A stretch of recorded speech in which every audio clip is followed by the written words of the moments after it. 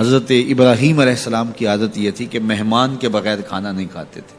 اور یہ بات ذہن میں رکھو کہ جو کھانا مہمان کے ساتھ کھایا جاتا ہے اس کا حساب نہیں ہوگا، چاہے وہ پرتکلف ہی کیوں نہ ہو. تو جب بھی بھوک ستاتی تو کسی شخص کو ڈھونڈ کے لے آتے اور اس کے ساتھ دسترخوان پہ بیٹھ کے کھانا کھاتے. ایک دن ایک مہمان کو ڈھونڈ لائے اور کھانا تیار تھا تو کہا کہ اللہ کا مبارک نام لیجیے اور شروع کیجیے. اس نے کہا میں تو اللہ کو نہیں مانتا. تو کہا کہ میاں تیرا اور میرا رشتہ کیا ہے؟ میں تجھے اللہ کے نام پہ ہی تو کھلا رہا ہوں کہ تو اس کا بندہ ہے، اور اگر تو اس کا نام ہی گوارا نہیں کرتا تو پھر کیا باقی بچا؟ اس نے کہا روٹی کے چند لقموں کے لیے میں اپنے بت سے بے وفائی نہیں کر سکتا.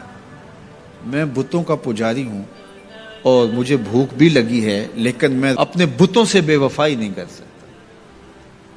تو حضرت ابراہیم نے فرمایا تو اتنا غیرت مند ہے، اپنے بتوں کے ساتھ تیری یہ وفا ہے، تو سن پھر میں بھی اللہ کے نام کے علاوہ تجھے ایک لقمہ نہیں دے سکتا. اس نے کہا کوئی بات نہیں، اٹھ کے چلا گیا. وہ چلا گیا تو جبریل آ گئے، رب کا سندیسہ دیا، ابراہیم تو نے میرا بندہ ناراض کر دیا. یا اللہ وہ تیرا بندہ تھا، تیرا نام لینا گوارا نہیں تھا. کہا ابراہیم اس کی عمر کتنی ہوگی؟ مالک 70-80 کے پیٹے میں ہوگا. تو کہا اتنا عرصہ ہو گیا نا کہ میں اس کو دے رہا ہوں، تم ایک دن نہیں کھلا سکے. اب ابراہیم علیہ السلام ان کو ڈھونڈ رہا، وہ پہاڑ چڑھ رہا تھا تو آواز دی او میاں آ جاؤ کھانا ٹھنڈا ہو رہا ہے. اس نے کہا آ جاؤں گا لیکن تمہارے رب کا نام نہیں لوں گا. کہا نہ لینا، آ جاؤ. آیا دسترخوان پہ بیٹھا، کھانا شروع ہوا تو کہنے لگا کہ پہلے تو بڑے غصے میں تھے، جلال میں تھے کہ رب کا نام نہیں لوگے تو کھانا نہیں دوں گا، ایک دم تبدیلی کیسے آ گئی؟ کہا اسی رب کا سندیسہ آیا ہے کہ مجھے بھی تو اتنا عرصہ ہوا کہ دے رہا ہوں، تم ایک دن نہیں دے سکے. تو اس نے کہا تیرا رب اتنا مہربان ہے تو مجھے بھی اس اپنے رب کا غلام بنا لے.